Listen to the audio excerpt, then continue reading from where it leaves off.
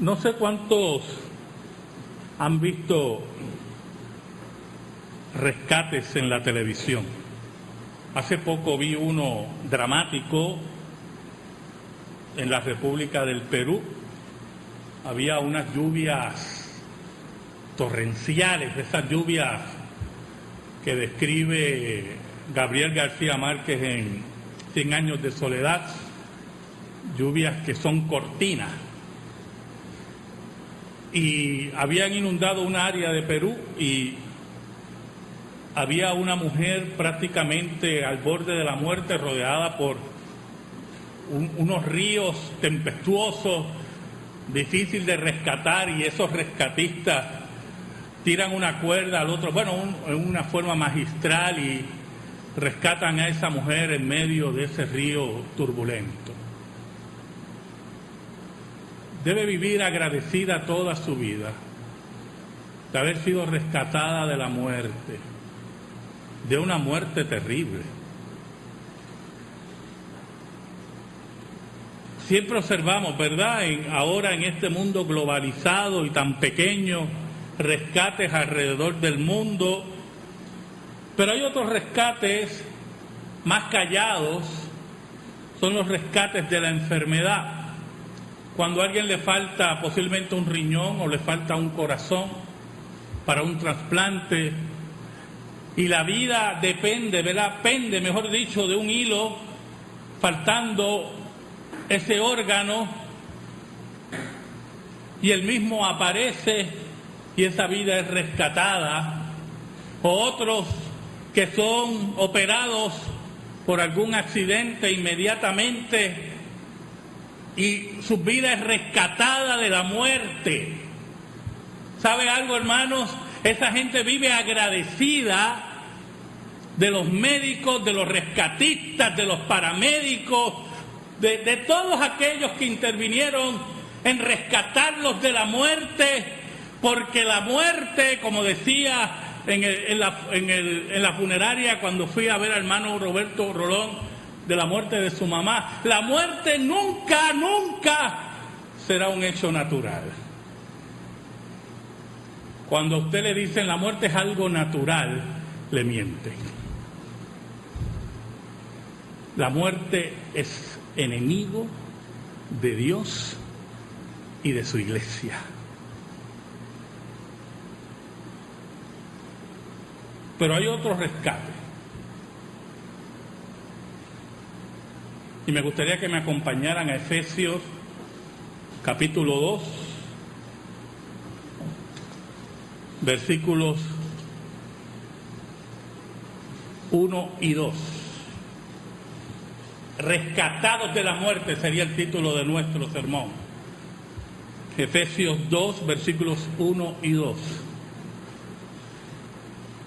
Nos dice el apóstol Pablo, en el nombre del Padre, del Hijo y del Espíritu Santo: y Él os dio vida a vosotros cuando estabais muertos en vuestros delitos y pecados, en los cuales anduvisteis en otro tiempo, siguiendo la corriente de este mundo, conforme al príncipe de la potestad del aire, el espíritu que ahora opera en los hijos de desobediencia. Oramos.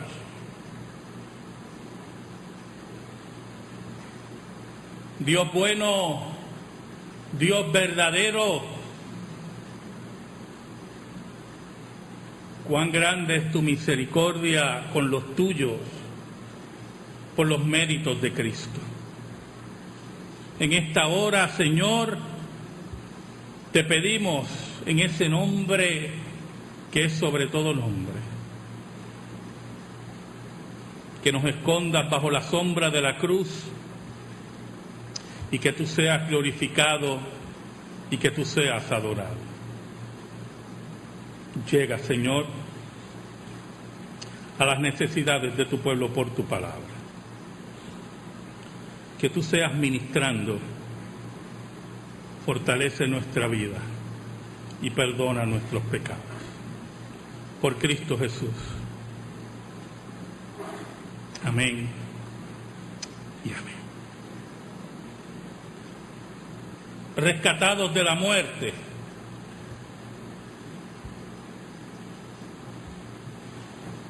¿Saben, hermanos? Algunas veces no hay salida para esa muerte. Las muertes que yo acabo de describir, las posibilidades de la muerte que yo acabo de describir. Hay hombres y mujeres que mueren ahogados en esas inundaciones.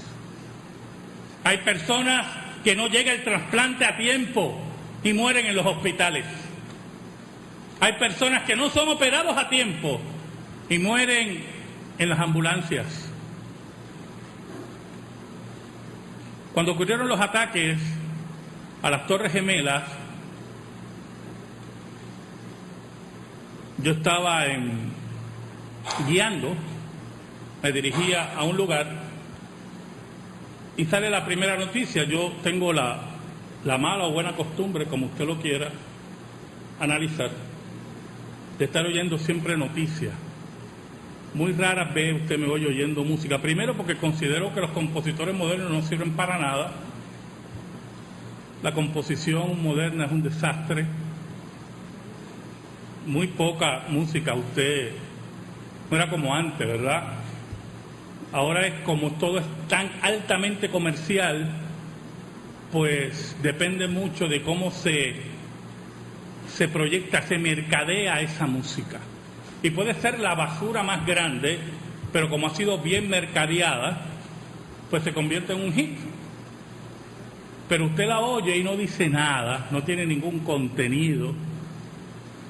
Y hay cantantes que la verdad yo no me explico cómo han llegado a donde han llegado. No tienen voz, sus composiciones son un desastre. Pero el mercadeo, ¿verdad?, es parte integral del capitalismo y han logrado sus posiciones gracias al mismo. Y estaba oyendo las noticias y oigo del primer avión que choca con una de las torres. Y lo primero que me vino a la mente fue, por ahí permiten volar aviones.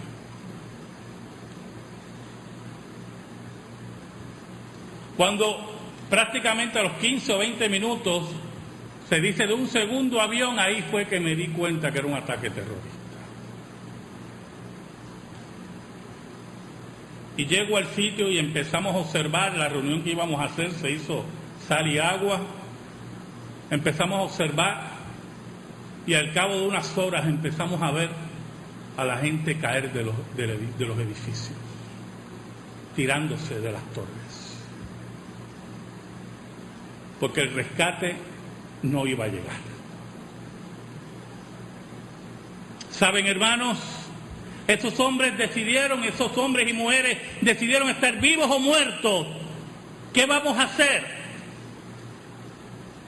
Pero ellos sabían que no había un estado intermedio. O estás vivo o estás muerto. Y el rescate que ellos esperaban era una imposibilidad. Y en la desesperación de escoger entre morir quemados o aplastados por toneladas de escombros, muchos decidieron tirarse en una forma dramática, terrible, que recorrió la televisión mundial.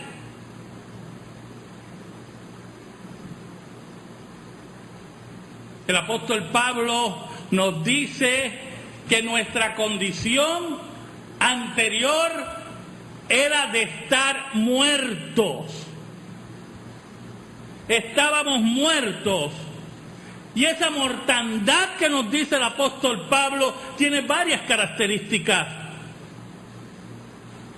¿Sabe algo, hermano? Un muerto está en un estado de separación. Cada muerto ha quedado cortado de la vida. Cuando alguien muere físicamente, ha empezado una separación. Y no importa lo que usted llore, no importa lo que usted patalee, usted está separado de su ser querido.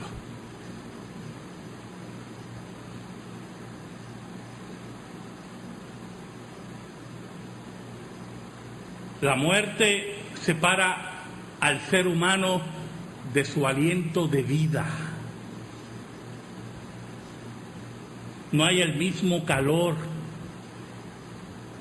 no hay la misma compañía, está separado. Y la muerte espiritual es una separación del Dios verdadero. Cuando estabas muerto espiritualmente, estabas separado de Dios. Y te voy a decir más, estabas en las corrientes de inundación del mundo, como dice el apóstol Pablo, eras esclavo de Satanás y del reino de las tinieblas. Y estabas como esa mujer en medio de un turbulento río de maldad, un turbulento río de miseria, dispuesto a tragarte para que tu muerte espiritual fuera definitiva.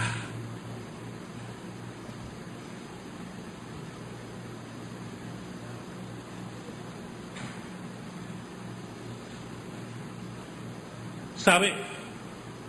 El que está muerto físicamente está en un estado de insensibilidad.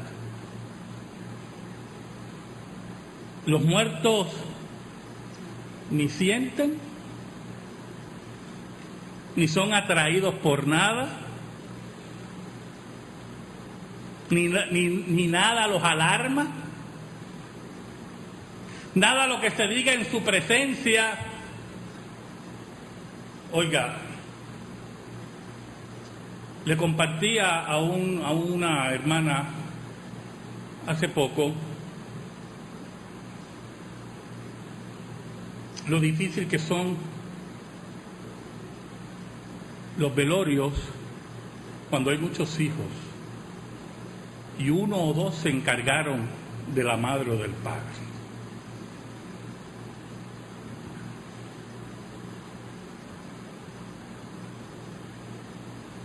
Como asesor espiritual de hospicio vi eso a cada rato. La queja que recibía como asesor espiritual, como capellán, me decían: pastor, yo estoy aquí con mi madre y tengo 3 hermanos y no le hacen caso y me dicen que no tiene tiempo. Hijos malagradecidos posiblemente. Hijos que tiran el peso total sobre una hermana, sobre un hermano.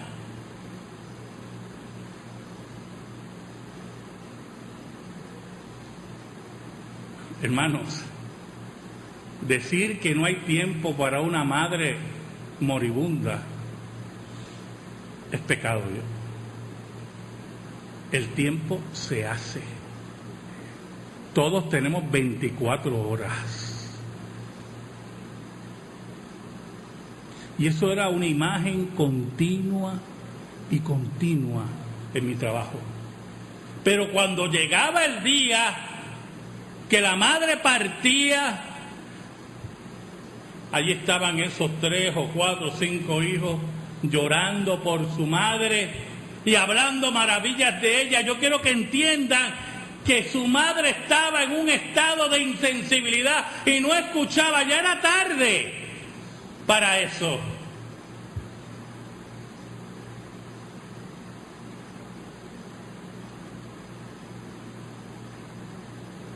Los muertos nada sienten, no tienen lágrimas, pero el muerto espiritual es peor.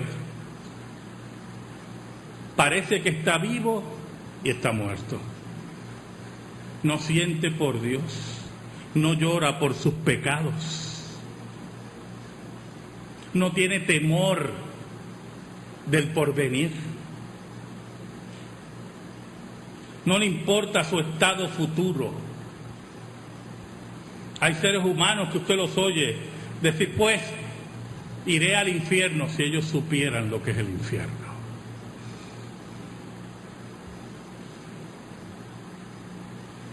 Están insensibles. Pero hay una tercera característica de la muerte, es la impotencia. ¿Sabe, hermano? Nunca tenemos que esperar nada de los muertos. ¿A usted sabe a quién hay que tenerle miedo? A los vivos. Los muertos están. Y ningún muerto se le va a aparecer a usted. Y si se le apareció un muerto, tenemos que hablar. Vamos a tener que hablar. Nadie se le va a sentar en su cama, ni nadie se va a mecer en el sillón que antes se mecía la abuela, ¿vio? Posiblemente un viento hace mover el sillón. O el gato que tiene en la casa brincó y usted no lo vio. No tienen poder para nada.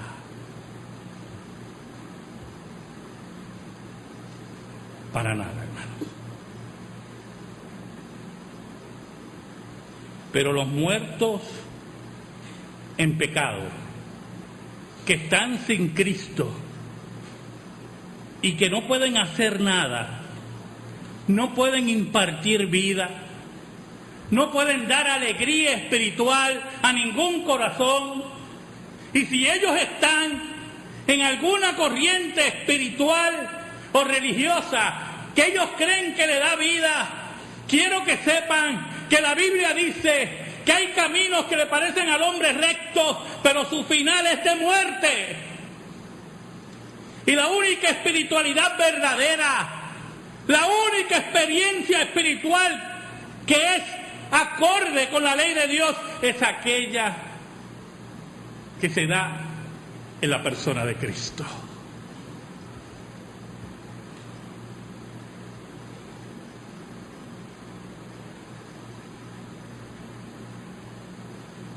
El muerto espiritual es débil, muerto, está separado, es insensible, es impotente. Pero el cuarto es más importante, hermano, por lo menos para mí. Los muertos están en total incapacidad.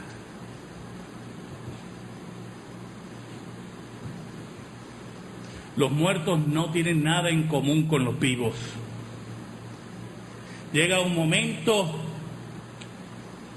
en ese muerto, en el momento que muere, mejor dicho, empieza la descomposición y no la pueden detener. Están incapaces. Y llega un momento, hermanos, que pueden ser repulsivos.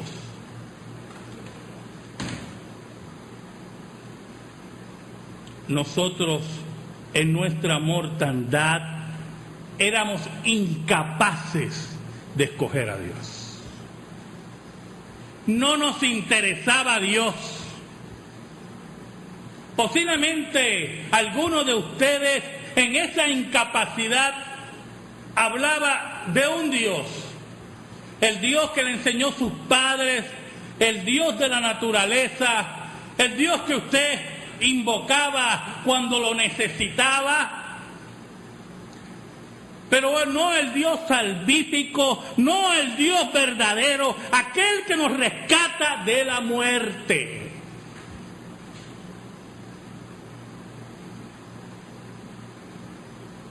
El apóstol Pablo nos dice: y Él os dio vida a vosotros cuando estabais muertos en vuestros delitos y pecados. La vida, hermanos, es el único remedio para la muerte. Mire qué cosa. La vida es el único remedio para la muerte. Aquel que le falta un órgano, aquel que recibe ese órgano, recibe la vida. Aquel que es rescatado en medio de aguas turbulentas, recibe la vida. Y aquel que está muerto espiritualmente, solo Dios le puede dar la vida.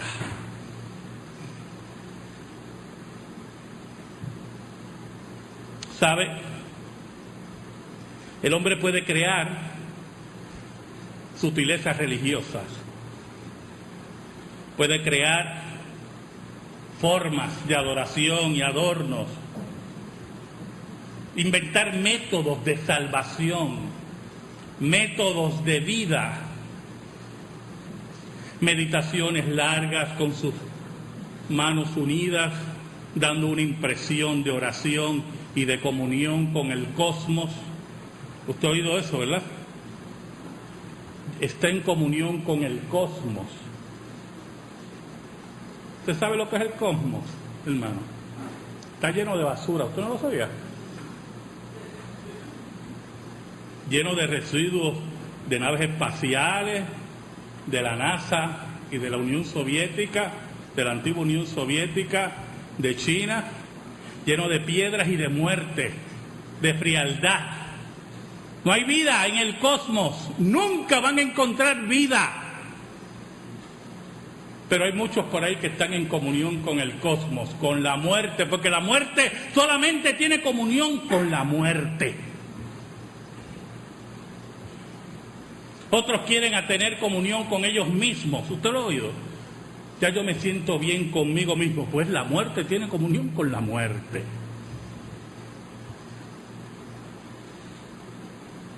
Otros van ante un hombre para confesar sus pecados, para recibir el perdón de sus pecados. Un hombre que no puede perdonar pecados. Y salen y dicen, ya estoy bien con Dios. Y cuando doblan la esquina, se acabó la comunión.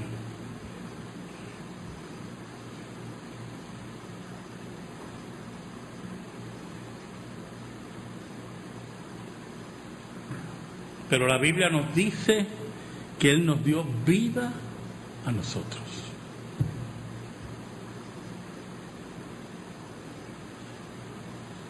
¿Sabe algo? Cuando dice que nos dio vida, la palabra es donación. Donación. ¿Se acuerda que hablamos de los trasplantes? Cuando usted recibe un órgano para recibir vida, es que donaron el órgano. Bueno, se supone. Porque ya con el tráfico de órganos, oiga hermano, viene un juicio final. Dice la Biblia que ya estarán los grandes y pequeños. Los que creen que dominan el mundo y los que no lo dominan. Aquellos que traficaron con la vida de mujeres, traficaron con órganos, traficaron con los seres humanos, y aquellos que no traficaron, pero no le dieron el frente a Jesús.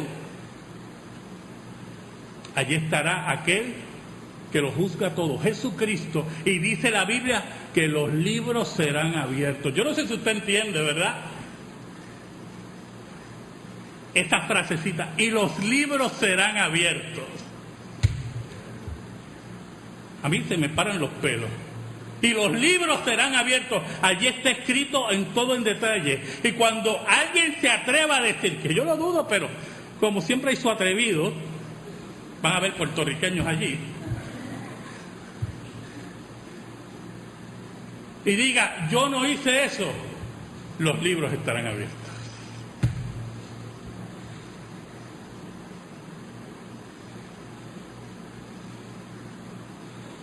Dios nos ha donado una nueva vida por el poder del Espíritu Santo. Él os dio vida a vosotros, dice el apóstol Pablo.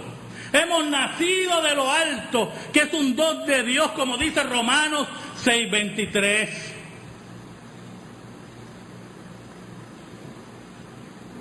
Estábamos muertos en delitos y pecados. Estábamos separados de Dios.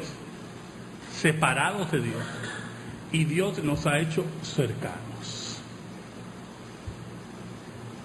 Nos ha hecho sus amigos. ¿Usted sabe lo que es la amistad? ¿Sabe? Yo he tenido grandes amigos. Y te lo he dicho muchas veces y te lo voy a repetir. Algunas veces un amigo es mejor que un familiar. Y a mí no me queda la menor duda de eso, ¿eh? La menor duda. Pues Dios nos ha hecho amigos de Él por el toque sanador de Cristo. Ya no estamos lejos, sino cercanos. ¿Sabe algo? Dios nos ha restaurado a una vida porque estábamos muertos en delitos y pecados, y tenemos los gozos y las responsabilidades del más elevado llamamiento que Dios puede hacer al ser humano. Estabas muerto y ahora vives. Dice el apóstol Pablo en el versículo 2, en los cuales anduvisteis en otro tiempo, siguiendo la corriente. ¿Se acuerda la corriente de agua de esa mujer? Siguiendo la corriente de este mundo, conforme al príncipe de la potestad del aire, el espíritu que ahora opera en los hijos de desobediencia. El reino de las tinieblas está sobre los hijos de desobediencia. Pero, ¿qué es desobediencia en este contexto?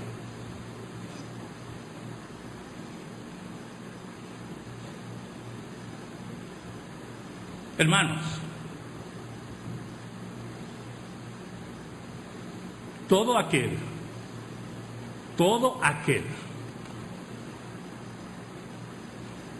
que crea, opone o invente otra forma de salvación que no es la que dice la Escritura, es un hijo de desobediencia. Todo aquel que le da la espalda a Cristo es un hijo de desobediencia, es un esclavo de Satanás. Y de ahí Dios nos rescató para hacernos vida, para darnos vida. Éramos muertos y nos ha dado la vida. Nos ha donado la vida, nos ha acercado porque éramos separados, nos ha restaurado cuando estamos en la podredumbre del pecado. Oiga, hermanos, cuando Lázaro se encontraba en la tumba 4 días, ya no olía muy bien. En esa época, yo esto lo he dicho muchas veces, la descomposición era aceleradísima, ¿vio? No habían todas las técnicas que hay ahora, ¿verdad? Todas las técnicas que hay ahora para preservar esos cuerpos. Y ya al 4.º día, olvídese. No era solamente, hermanos, depositar nuevamente, traer el alma de Lázaro a ese cuerpo. Había que restaurar ese cuerpo también. ¿Usted se puede imaginar a Lázaro salir sin el cuerpo restaurado? Nadie se le iba a acercar. Tenía que haber un doble milagro: traer la vida de Lázaro y restaurar ese cuerpo. ¿Sabe, hermanos? Nosotros estábamos en la corriente del mundo, muertos en la podredumbre del mundo, y Dios restauró. No solamente nos dio vida, sino nos restauró, nos dio un nuevo espíritu, una nueva mente, metanoía, como dice en el griego, cambio de pensamiento. Cambió nuestro pensamiento, nos regeneró para que nuestra vida estuviera conectada con Dios, que buscáramos a Dios. Aquel que odiábamos antes, ahora lo buscáramos.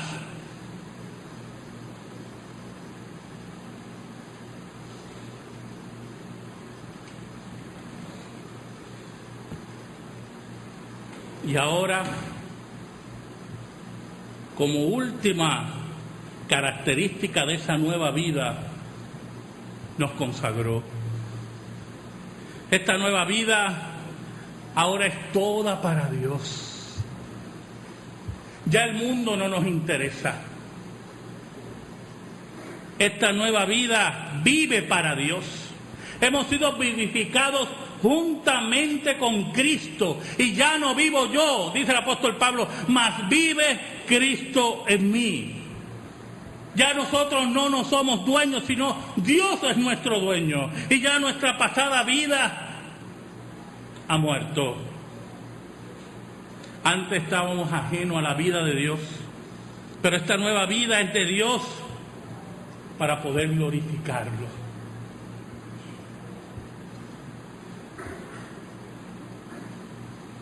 ¿Saben, hermano? Escuche bien.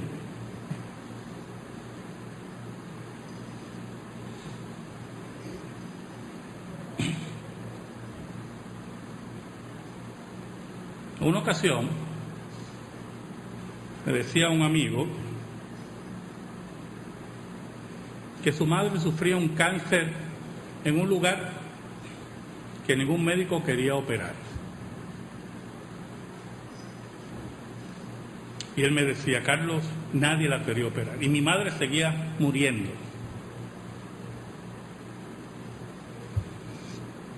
Él siguió tocando puertas y encontró un médico amigo de él. Él le explicó y le dijo, mándame el cuadro clínico. Le mandó toda la información.